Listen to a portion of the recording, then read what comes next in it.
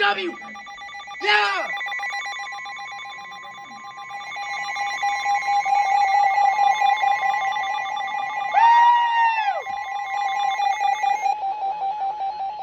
Shut up!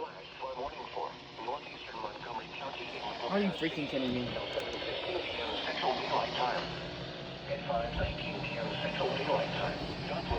Another one! I got another one! Yeah, for Montgomery. Additional rainfall amounts of 1 to 2 inches are possible in the Warren area. Flash flooding is ongoing orders.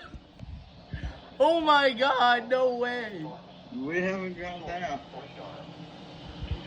My friend's playing BeamNG Drive.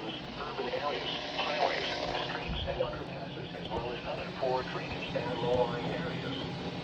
Some locations I caught that, dude. flooding include Yeah, just railing time.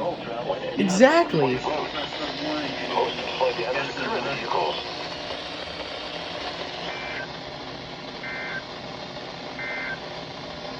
The National Weather Service No way. So there's the WX 100.